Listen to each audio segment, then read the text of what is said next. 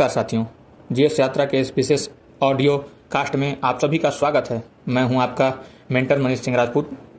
आज के इस पॉडकास्ट में हम बात करेंगे राष्ट्रीय सुरक्षा, राजनीति और संवैधानिक महत्व से जुड़ी एक बेहद बड़ी और ऐतिहासिक खबर पर, जो आपकी आगामी यूपीएससी और 72वीं बीपीएससी मुख्य परीक्षा के दृष्टिकोण से अत्यंत महत्वपूर्ण है।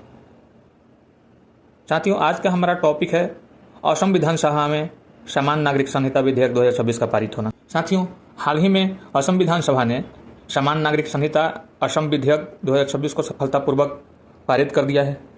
इसी के साथ असम पूर्वोत्तर भारत का पहला और देश का तीसरा राज्य बन गया है जिसने अपनी विधानसभा में यूसीसी विधेयक पारित किया है।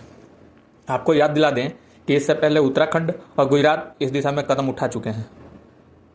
चूंकि यह विषय 16वीं असम विधानसभा के पहले ही सत्र में पारित किया गया है, इसलिए यह राजनीतिक और प्रशासनिक गलियारों में एक ऐतिहासिक उपलब्धि के रूप में देखा जा रहा है। अब बात करते हैं इसके संवैधानिक पहलुओं की, जो आपके यूपीएससी जीएस पेपर 2 और बीपीएससी के लिए सीधे तौर पर जुड़ते हैं।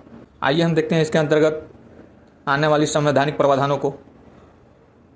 अनुच्छेद 44 हमारे संविधान के भाग 4 में वर्णित राज्य के नीति निर्देशक तत्वों के अंतर्गत अनुच्छेद 44 राज्यों को यह निर्देश देता है कि वे भारत के समस्त राज्य क्षेत्र में नागरिकों के लिए एक समान नागरिक संहिता प्राप्त कराने का प्रयास करेंगे।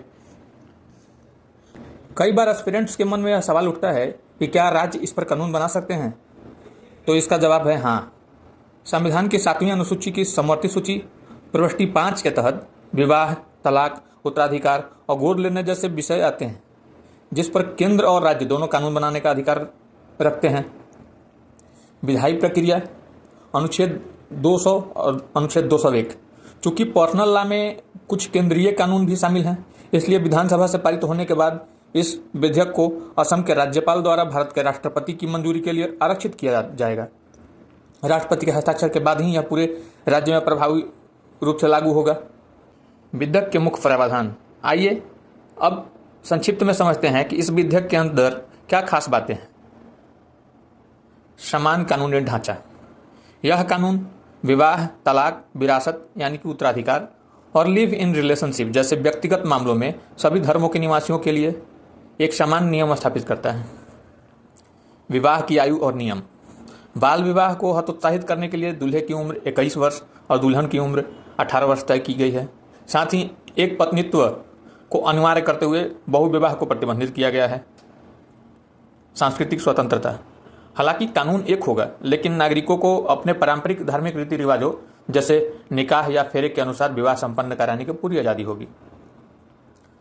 और सबसे महत्वपूर्ण, अनुसूचित जनजातियों को छूट। पूर्वोत्तर की सांस्कृतिक विशिष्टता और संविधान की 6ठी अनुसूची के तहत प्राप्त स्वायत्तता को बनाए रखने के लिए अनुसूचित जातियों को इस कानून के दायरे से पूरी तरह बाहर रखा गया है। साथियों, मुख्य परीक्षा के विश्लेषण में उपरोक्त बिंदु आपके बहुत काम आएंगे। परीक्षा के लिए क्विक टेक की, तो साथियों इस टॉपिक से हमें क्या क्या याद रखना है, आइए इस पर बात करते हैं। सबसे पहले यूसीसी उत्तराखंड ने पारित किया, उसके बाद गुजरात और अब असम। इसकी प्रकृति लैंगिक न्याय और समानता के अधिकार यानी कि अनुच्छेद 14 और 15 को सुदृढ़ करना है।